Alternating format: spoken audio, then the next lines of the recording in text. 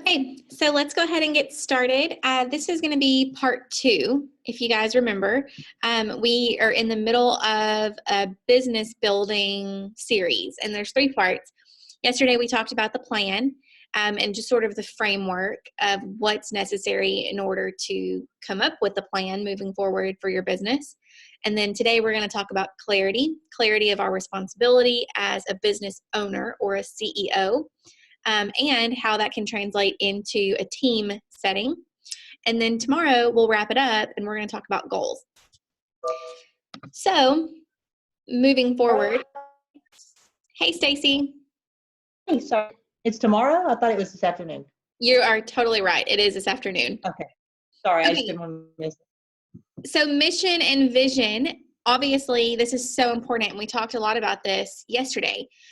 Your mission and your vision is wonderful because it's a great way to earn clarity and gain clarity on what you do want to accomplish in your business. And so as a company, our mission is pretty simple, and a mission should be simple. It should be a pretty concise statement about what you're hoping to be or hoping to accomplish or hoping to serve in whatever capacity. So our mission as a company, we want to be able to empower our agents and also create opportunities for you guys to live whatever version of an abundant life is for you based on your goals and what you hope to achieve.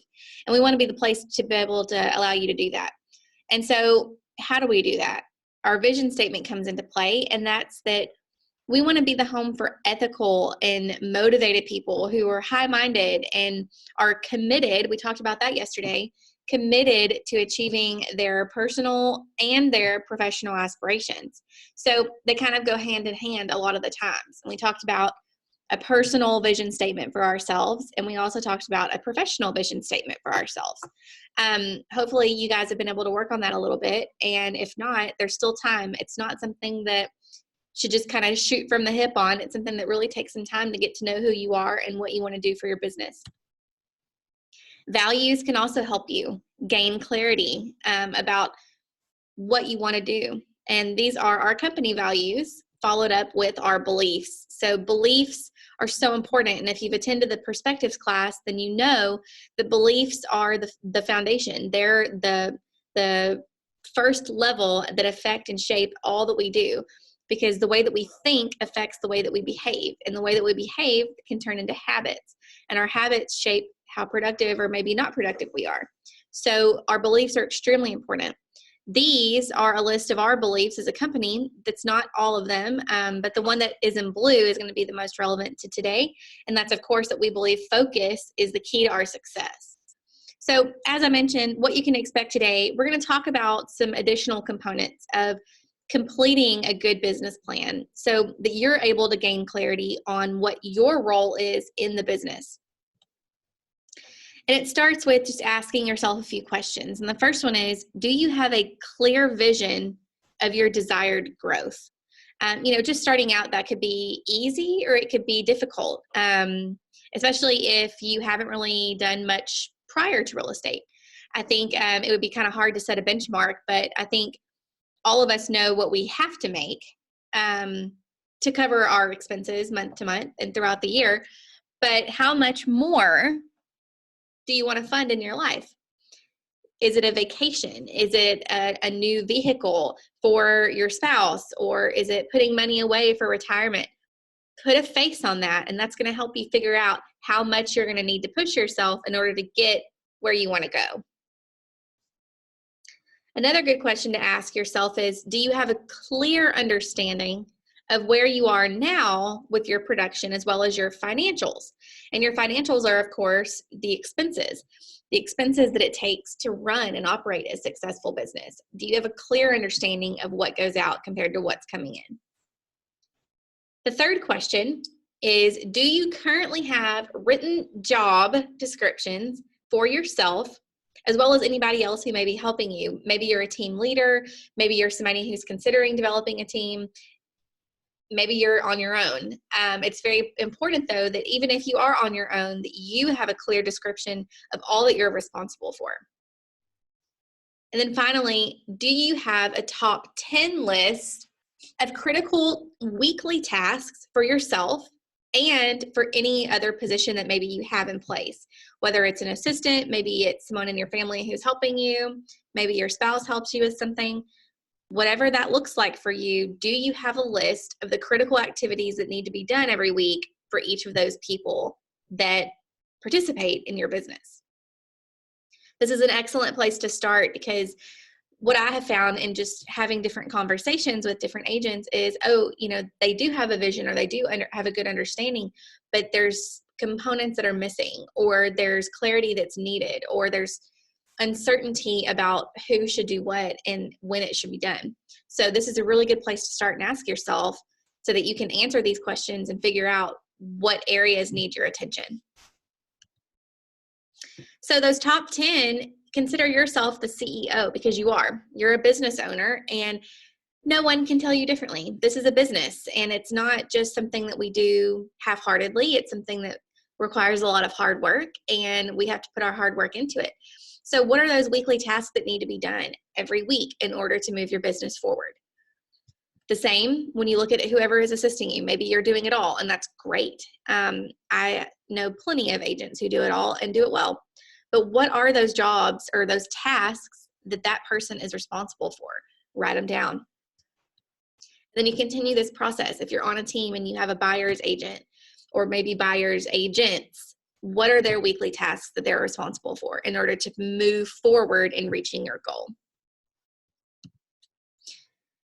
So that leads us into the top 10 leadership action steps. You guys know that all of the talk and training and consulting is really useless without actually taking some real action and putting what we learn into place. And so number 1 is to decide. It's cut off all other options except for success. Don't let anything cloud that. Don't let anything stand in your way. It's cutting off every other option except I am going to succeed. Secondly, be willing to do the necessary work with the right people. The right people make all the difference in the world.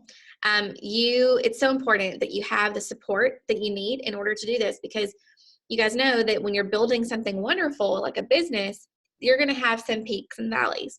So you're going to be committed to doing the work. Make sure that you've got the right people around you who can help you do the work or can support you as you navigate through this and do the work. Next, you want to be willing to be totally unreasonable with yourself. And that's sort of funny, but when I say that you want to be unreasonable with yourself, you have to be relentless and not let anything distract you, and stay totally focused on what you're hoping to accomplish day in and day out on the days that you choose to dedicate time or invest time in your business. And then finally, you want to be willing to be uncomfortable for the sake of growth. And you hear this all the time, there's no growth without discomfort. You hear us say that quite a bit. And if you've listened to Brian Buffini or Tom Ferry or any of the other coaches out there, then you know that those breakthroughs really happen when we push ourselves just right outside of our comfort zone. And that's very, very true.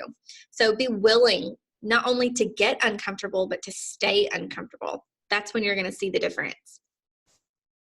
Secondly, on our list of 10 leadership action steps, it's clarity of vision, which is a lot of what we're talking about today. So it starts with defining an absolute plan for your organization or for your business, which is what we're doing right now.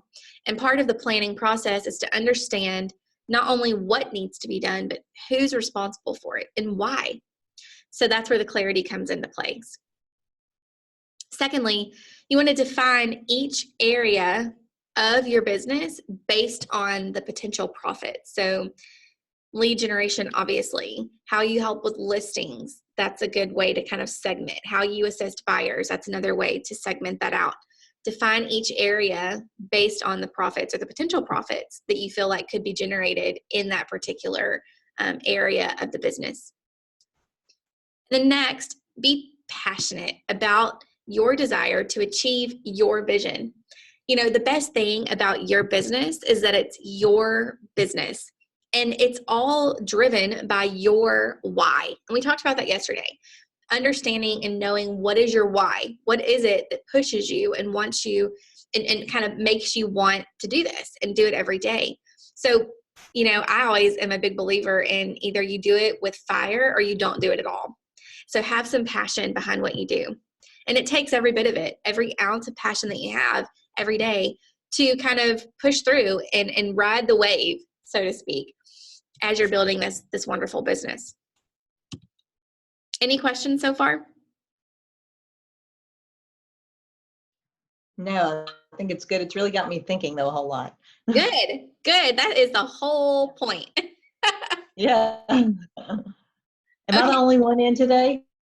Yeah. Okay. I didn't know if Lori came today or not. I assumed since I was seeing you. Yeah, she told me yesterday that she had to bring her mother to a doctor's appointment in Houston, so she wouldn't be here today, but I told her that I'd make sure that she got the class and all the information. So hopefully Yeah. we can get that I sent. thought I'd stay home and give myself another day. And then I got that email about the ethics thing from the board. And I was like, I called because I was like, I just joined in December. Do I still have to do it? She said, yes, sadly, because you joined in 2018. So I'm going to try to knock that out too. It's like 3 hours, but that's my fun today. Mm-hmm. Sorry to stop you. It's a good day for that because it's certainly disgusting. Yeah, it is. Mm-hmm. Yeah. Okay, so continuing on through our list, number 3. So take an inventory of where you are right now. And this is good because hopefully, like you said, these courses are getting you thinking, which is good because it's kind of getting those wheels turning about where you are, but then also how badly you want to get to where you want to go, which is great. So number 3, inventory of where you are. If the vision isn't happening, then the actions are going to need to be adjusted. So kind of correcting your course. And it's early for you and for Lori and for anybody who just got into the business to kind of really measure this, engage this at this point. But when you are in your business and if you feel like your vision isn't happening or if things aren't playing out the way that you think they should based on the timing that you feel like is appropriate, take a look at the actions, those vital actions every single day and decide, are you spending your time or are you investing your time in those vital activities or are other things taking the place of what those should be? The fluff, as I like to call it. So that is what that first one means. Those actions could just need some adjustment and your course just may need to be corrected. Another I have a question. Sure. I'm sorry. No, go ahead. Sorry. I told you I've gotten most of my leads have been like off, still not off, but it's not just an easy, like I'd like to buy a house in Beaumont. Like I got a lady that I used to be her nanny a long time ago wanting me to list a property for her in Orange. And I'm like, okay, she had it on the market a long time ago. She had gotten an appraisal, looked really higher than she expected. And so she was excited. Well, then they listed it for that and it sat there forever until it expired. So maybe it wasn't, as good. But then in our talking, she's like, oh yeah, I'll get you this stuff whenever I get back from Austin. I actually think it's zoned for multifamily use. Okay. So I don't know how she said that, like they had talked about maybe an apartment complex at one time, or the Red Cross had looked even into buying it. So I'm waiting to get the stuff to see, but I'm like, oh, another, odd. I know that's not just the normal, so would that be something too? But I have to know, I don't want to just refer everything if I could, unless there's some way that I can learn in it because you know what I mean? I don't want to, like, I know everything's new, to me. So I just want to learn. I don't want to just give it to somebody and not get to know the process you know what I mean? So what would you recommend with that? I think there's another one's a take mobile home on that land. Okay. I think just get all the materials from her, take a look at it, try to get a better understanding of what we're dealing with.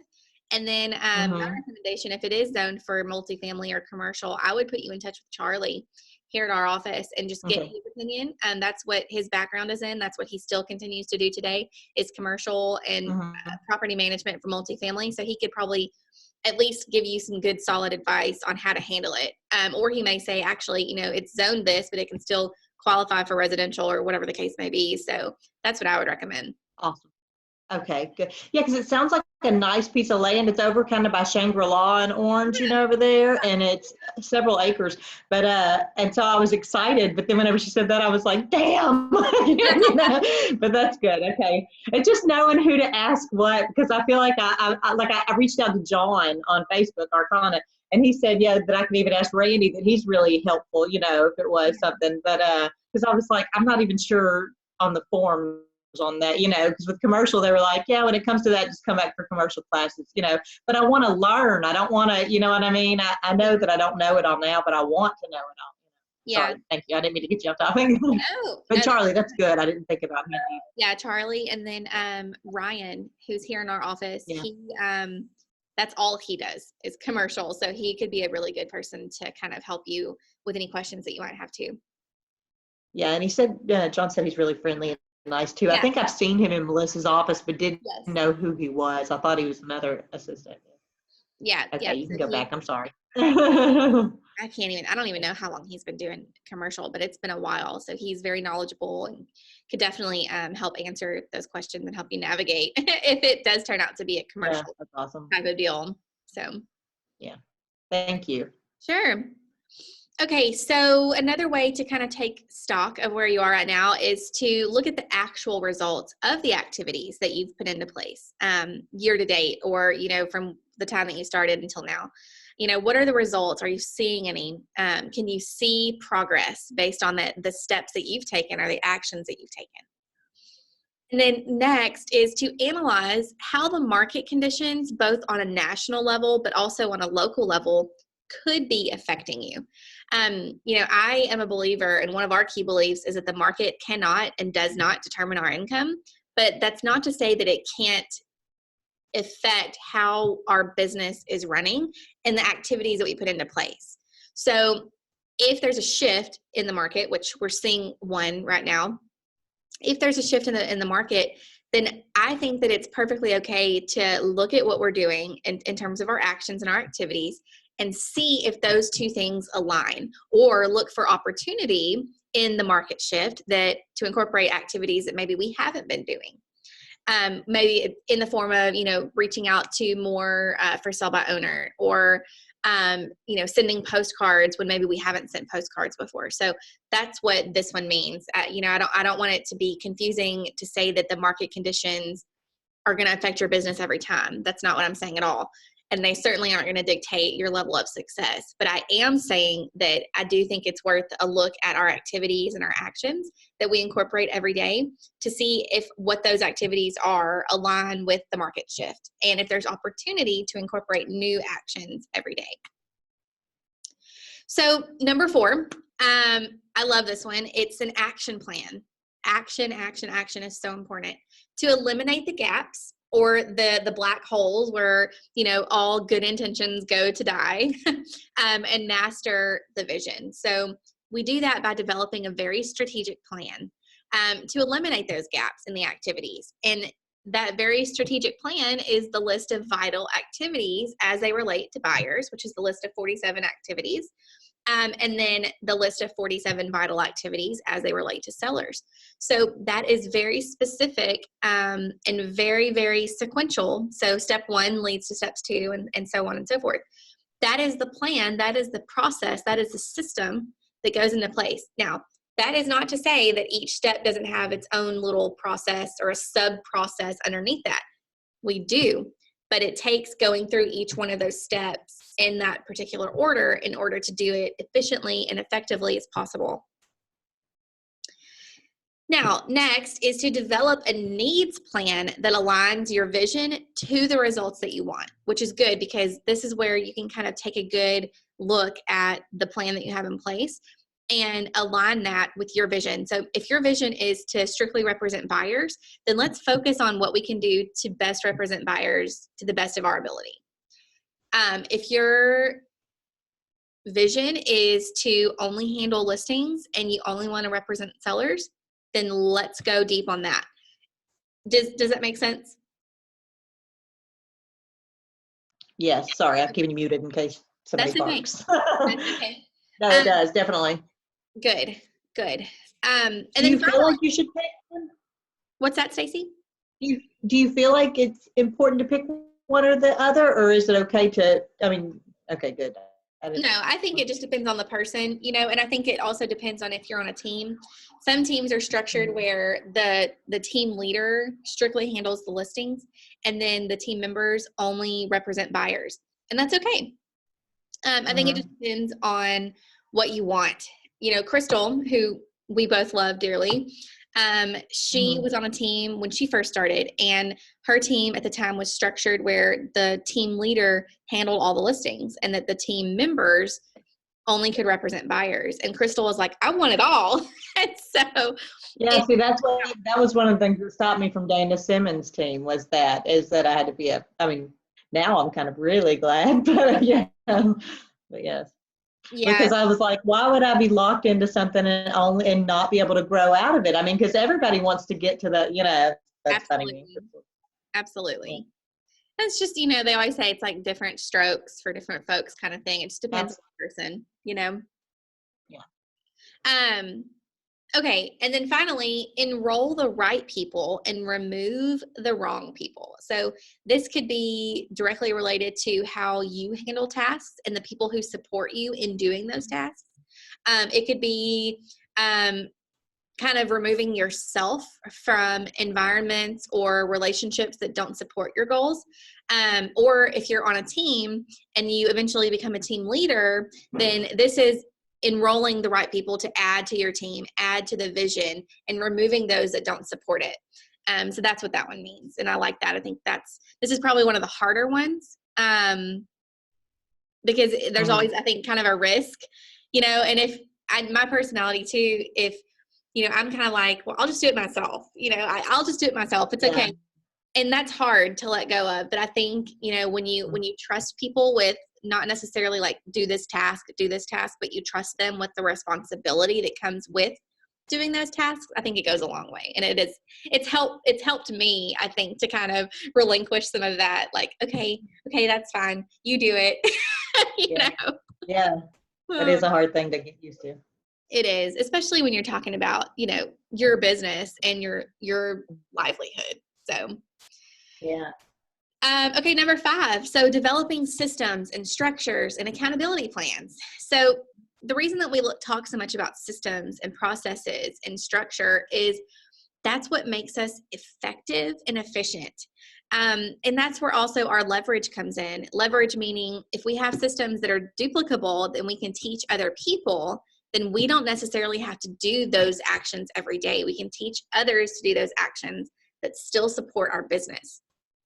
So systems and structures and accountability plans, they're designed to maximize the effectiveness in your business of each of the different areas. So listings, buyers, marketing, client care systems, prospecting, all of those have systems and processes in place, and that's done on purpose. If for some reason they're not there, then you want to be able to develop those key systems and structures that are necessary to support that vision that you have for yourself and your business.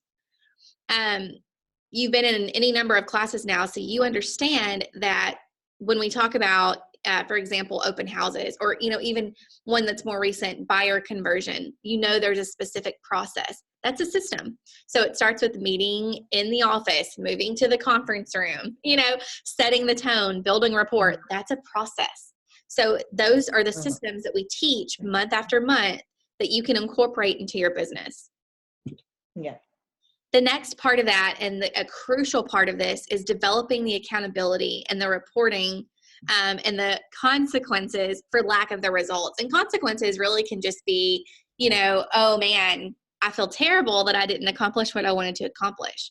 Some people take it, a little bit further, and they say, if I can contact 10 people a day, then I'm going to reward myself with, I don't know, a new bracelet or something at the end of the week, or whatever the case may be. So whatever pushes you and holds you accountable, that's what I would recommend doing. And it never hurts to also engage in an accountability group. Accountability groups are powerful because science will tell you that just knowing that you're responsible for reporting your results or reporting to another person increases your own productivity by more than 33%. So that's crazy. Even it, because, and here's why. What's that? It makes me think of the weight loss groups. How, I mean, you know, whenever you go to the gym or join a group, you know what I mean? They say the accountability makes it, more effective. It does, because here's the thing too. When you're in a group setting, you don't want to be the person that comes to the table with nothing to say, or the only one who didn't do what they set out to do. So I think that is the kind of the psychology of it. You know, it's like, okay, I know that I'm responsible to myself, but I'm also responsible to these other people because they know that I said that I wanted to do this. So I'm going to have to go do it. Yeah. So I think that's a big part of accountability. And, you know, we talked about that in the sales meeting yesterday. Accountability is sort of a word that gets a bad rap, but really it's just, hey, you said that you wanted to do this. We're here to support you and help push you and motivate you. Charlie said, you know, he wanted to change accountability to caring, but at the end of the day, that's what it is. So I like the word accountability. Yeah. Yeah. See, I'm not scared of it either. I think that it's so important, because if you're not holding yourself accountable to what you want to accomplish, then what are you doing? You know? Yeah. And I feel like that we have to be accountable in every part of life, like with my faith, with spiritual, you know, church things, you've got to be accountable constantly. With weight loss, you know, I am a third generation. No, I'm not diabetic yet, but my dad, you know, was a double amputee diabetic. His mom was a double amputee diabetic. So it's something that I'm constantly having to be accountable of. But so it doesn't bother me. To me, I think it's a grown up thing you have to do, you know. Yeah, I think so. I think you're absolutely right. Sort of like taking ownership and taking control of what we do, you know, and it's not easy all the time. No, but it's not easy. It's necessary. Yeah. Absolutely. Okay, number 6, the leverage of liabilities and assets. So that sounds really fancy, but what we're talking about is just identifying what those key assets are, and then ensuring that the maximum results are being attained. So your key assets, that could be your skills. What are you best at? And are you maximizing the potential output from those skills? A key asset could also be your time. You know, are you most effectively utilizing the time that you dedicate to your business? Your key assets could be people that help you, that support you. Are you utilizing them to the best of their potential? So that can kind of take on many forms.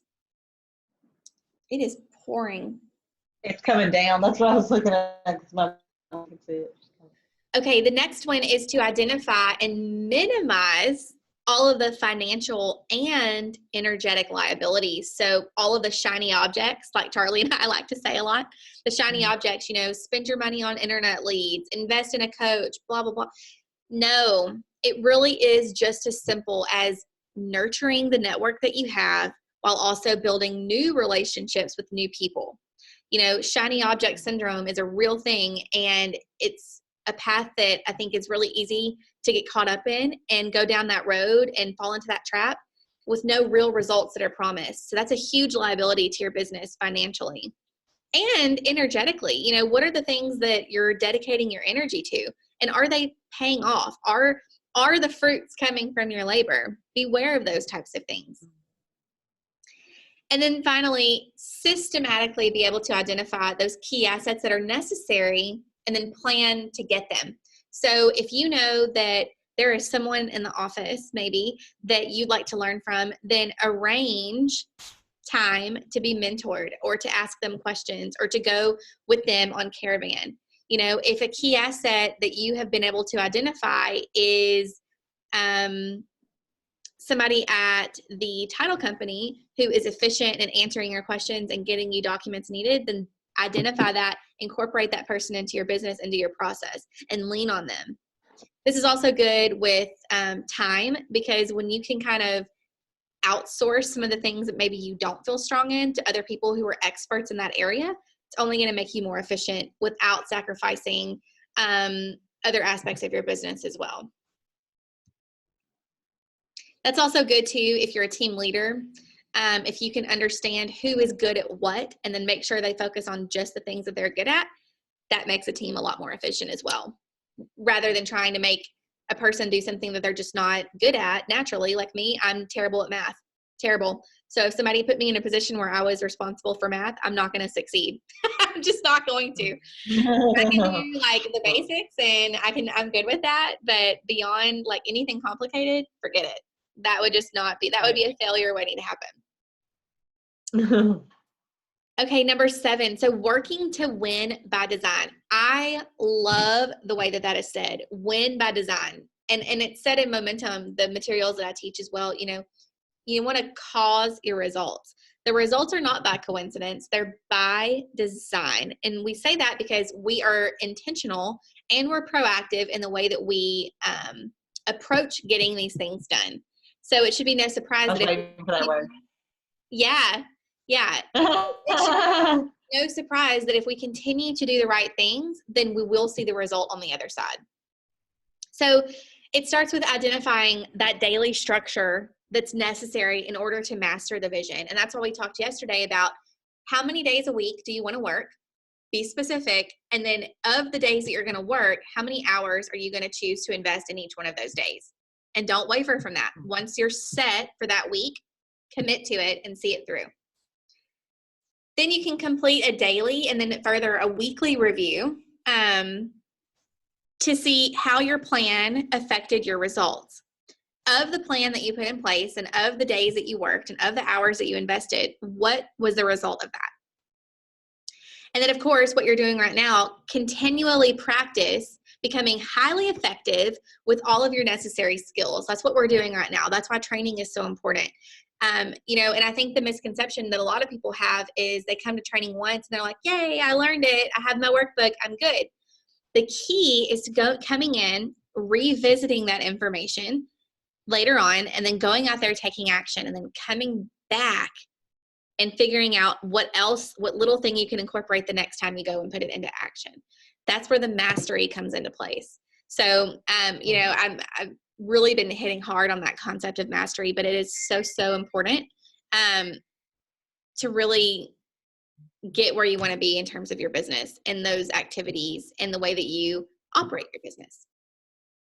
Which leads me to the last point is outsource all of those important items that do not require your skills, which is wonderful because we have a great network of what I would call ancillary arms. So mortgage, title, inspections, appraisers, general contractors, the list goes on and on. Lean on those people. Don't feel like you have to do their job for them. Don't feel like you have to answer all the questions that should be directed at a lender. Delegate. And that's very hard because we want to be the solution provider, and we can, but just know that you have those people right here, shoulder to shoulder, who are willing to help you through these processes with your clients. Number 8, mental disciplines. So that's removing any obstacle that stands in your way, whether it's people, it could be, your phone, somebody who maybe doesn't believe in you very much. Whatever those obstacles are that present themselves, remove them as effectively as you can and as quickly as you can. You want to be able to also align your passions to drive yourself daily. So that's why it's so important to kind of remind yourself of your why and reconnect with that every day when you wake up. Demand more from yourself than others do of you. And measure against yourself. I can't stress that one enough. I think people feel beat up a lot of the times because they're comparing themselves to other people. And, I've always heard that comparison is the thief of joy. It's okay to measure against yourself and what you want to accomplish for yourself. But the second that you start comparing yourself to other people, that's when I think that disappointment comes in and the just sadness comes in, and that's not fair. Everybody does their thing their way. So why should we compare ourselves to someone else? Let's just measure against ourselves and what we want to accomplish for ourselves. Which leads me to the last one is lose the need for other people's approval. That one's hard, especially if you're a pleaser. But you're in this because it's your business. You wanted to do real estate because it's very likely that you wanted flexibility. You wanted to be in business for yourself. So what difference does it make what other people may think? This is your business, and that's the beauty of it. Yeah. And then number 9, analyze, adjust, and forecast. So schedule those adjustment times, or those times where you kind of sit back and review the things that you've done and the results that have come from that, and then make any kind of adjustments that are necessary along the way. You can write out the analyzed results that you find. So if you're looking at your days and you see a pattern emerge, that's a good thing to kind of note and say, okay, obviously between 10 and 11, that's a busier time. So let me move what I was doing here over here to later in the afternoon so that I'm freed up to do these things, whether it's going on an appointment or showing a property or whatever the case may be. That's going to also help you to forecast how to adjust those activities to better match the results that you want to have. So when you see the patterns and you're taking notes, that's going to help you to kind of move things around for the next day or the next week so that you can do more in your day. And then you can also trend your business against what's happening in the market locally and nationally. Again, it's not something that I feel like is going to affect your business as long as you're continuing to do those things that are important. But it is good to be aware. It's very good to be aware of what's going on around you, both in our market, but also on a bigger scale. And then the most important thing when making adjustments is that we make them quickly. And that's the beauty of it. If something's not working, change it. And then that leads us finally to number 10. It's realign, redesign, and recommit until your vision is mastered. So mastering that skill of adjusting quickly is crucial. It's going to be something that will serve you well, not only in the real estate business, but also just in any kind of situation that you may find yourself in. Being able to kind of correct course quickly and readapt to where you can get back on track to get towards your vision. You can develop those skills and those strategies to correct your course, which is why the systems that we teach are the same systems every month. Kind of identify where you can improve it. Force that course correction from yourself and of anybody that helps you in your business. So if you've got somebody who's playing a key role in your business that helps support you or helps do some of the work with you. One is calling me. The office is calling me. Your picture, but I don't know who. Hold on one second. Sure. Hello?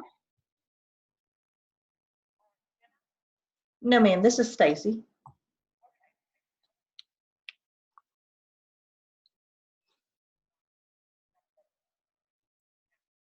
Oh.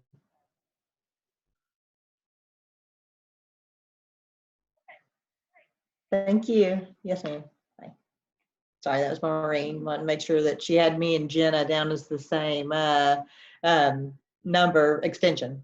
Oh. She was like, Jenna? No? Okay, then I don't have a good one for Jenna. I'll have to check on that. Okay, so clarity of image. This is a really good thing to keep in mind too as you kind of continue to build. So clarity of image, ask yourself, what is your business's brand or its image? And interestingly, you are the face, which is wonderful because it's your business. So if you have a logo or a tagline, is it on your marketing materials? Is it on your agent website, on your social media like Facebook? What about letterhead or a fax cover sheet or anywhere that your business information lives? And anywhere that could be seen by the public or potential customers. A good way to kind of get a good understanding of who you are image-wise is to take everything you have and then screenshot everywhere your stuff is online, print it out, and lay it out on a table, and then ask yourself, what does this look like? Is this the image that I'm trying to project?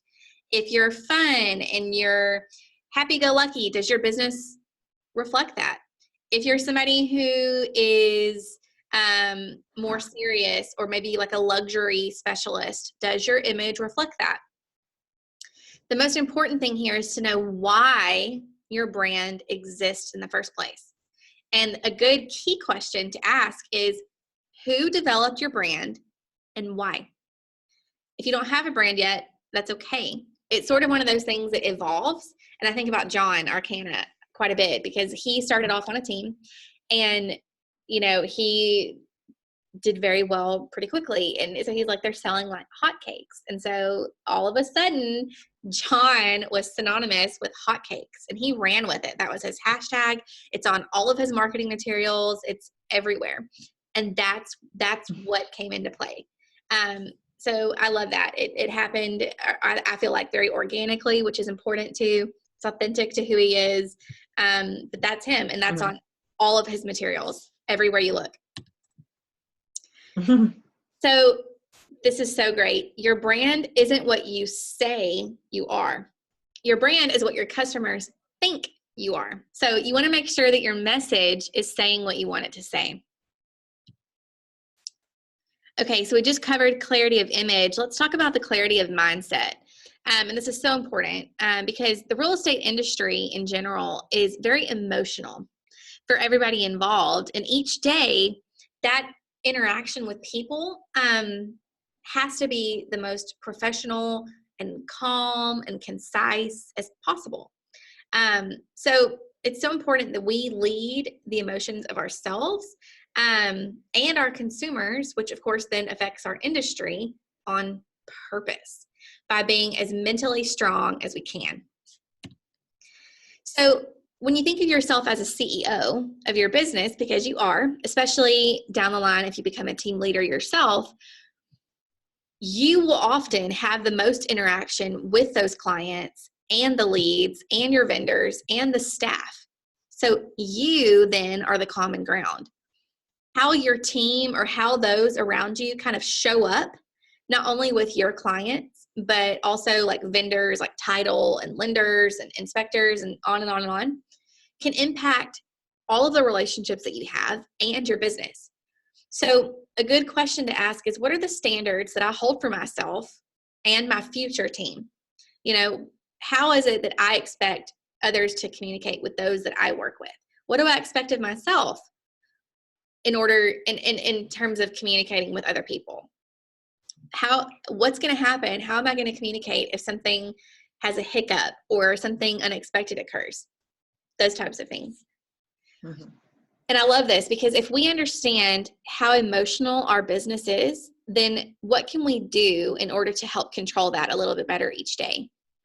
And especially if we know that we're the common ground among all the parties that are involved in the transaction, how do we think that we impact them? So keeping ourselves in a positive mindset with a good mental attitude is key to the success, not only for our business, but also for our team and even for our brokerage. We all reflect on each other. So it's so important that we're able to kind of keep ourselves in check as we're communicating throughout this process with each one of the parties involved. Side note here at the bottom, these are two really good books. The first one is Creating Raving Fans. And then the second one is How to Win Friends and Influence People. They're really, really great because they talk about getting hold of that mindset for being the best at what you do, but also creating that irresistible environment for your clients who work with you, which is great. And as you know, making the most out of every interaction that we have is key to the success for continued referrals. And referrals are important because more referrals mean more business. So here's a few questions to ask yourself with the goal of enhancing your mindset. So clarity is everything. What are my goals, my vision, my why? And then the first one to ask yourself on top of that is, does that vision excite me to come to work as my best every day? What are the top 5 things that I do every day to prepare for that day? What are the top 5 things that my team does every day to enhance that mindset? What are 5 areas of my life that are exciting where I feel that I'm contributing? Number 5, do I have a clear way of tracking, there's that word again, my most important daily tasks to make sure that I'm accomplishing what's vital in order for me to reach my goals? is my workspace inspiring to me? This is a big one for me personally. That's why I don't use like the overhead lights. I just like a very calm, soothing space. Mm-hmm. And my house is no different. We go to our home. That's sort of our sanctuary where we feel good. Your workspace should be no different. It should be something that helps make you feel good about what you're doing every day. And then number 7, do I use systems that focus on creating advocates during each transaction? And an advocate is somebody who knows you, loves you, would not dream of doing business with anybody but you. And also, they would not dream of anybody that they know doing business with anyone but you. So these are your besties. This is who you want in your corner during every transaction, and certainly at the end of every transaction. Yeah. So if you don't know your why and love what you do, this business is hard. So get clear, gain some clarity, and get excited about what you get to do every day. And that's it. That's clarity. This afternoon, as you mentioned, at 2, we'll wrap it up with goals. Any questions? No, I got my business cards finally. Well, my husband helped me make them, and so I got them ordered finally. Yeah, I didn't use a professional picture yet. I thought I'd wait until I made money to do something like that. But I hope it looks okay. I would like to show you though. Yeah, I would love to see it. I don't know if, let me see. I should have your number in my phone. I have you, unless it's the Remax one, but I think I have you. Yeah, you've texted me before. I thought so. Is it the 504-6634? That's it. Yay. Okay, yeah, so you can see it and see what you think. Yeah, I just used my one of my ones off Facebook, and he cut it where it's mostly just the headshot, but I hope you like it. Let's I just see. sent it to you. Oh, it looks beautiful. You like it? Yeah, that looks really good. Good. I didn't put a tagline on it because I've still been kind of tossing around one. I don't want it to sound cheesy or forced, Yeah. But I do want to find one. Like I found one the other day that I was looking at that says, hustle and heart is what sets me apart. And I kind of thought that was good. I don't know. But I'm just still throwing stuff around and saving everything I like. Trying to do. Like you said, I think it'll all come kind of naturally, and it does. It does. And Awesome. I think that's the best way, because it's authentic to who you are, and it's something that just grows organically, which is always good. Yeah. Because I feel like if I'm trying to force something, you can tell I'm trying to force something. You know what I mean? Yeah. Like I can't let it. It's not a. Do you know how Hester Bell's meeting went last night? Did she meet last night? It's Friday. Or yesterday? Friday. Okay. Friday. Mm-hmm. I've been thinking about her. Yeah, I think she's going to do great. She always does, but hopefully she'll be able to give us an update after it happens. Yeah, she's so sweet. I love her. She is. I do. She's one of my favorite. And it's so funny because I was more intimidated of her than anybody else coming in, just because of you know what I mean? Because she had been, the name, the face, I knew she'd been around for so long, the Ding Dong commercials. I remember all that, so I kind of thought she was going to be like the Devil Wears Prada, you know what I mean, lady? Like real serious, but she's so the opposite. She's so sweet. Yeah. Opposite. Yeah. She's great.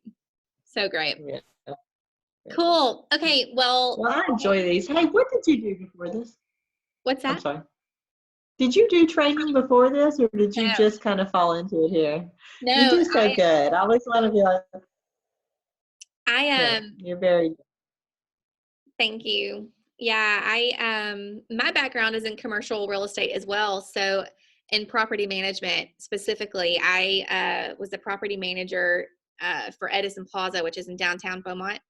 I did that for about four years, I guess, and was also a marketing director for that building and other commercial assets that we had across the country for the company that I used to work for. So I did that for a while and did some leasing, and just property management's one of those things that never really sleeps. And I knew that I wanted babies pretty soon, and getting called at 10:45 at night to go to Orange just wasn't going to align with that. So I made a change, and then about 8 months after that, the twins, we found out we were pregnant with twins. So took a year off with them, their first year, and then Charlie posted this position on LinkedIn, and that was it. So that's awesome. So you came in to be the training. Yes. Person. That's awesome. Yes. Very cool. Well, I'm so glad you did. I'm glad you answered on LinkedIn. Best thing I ever did, that's for sure. Oh, awesome. Well, I will see you at 2. Okay, that sounds good. Okay. Bye. Thank you, ma'am. Of course.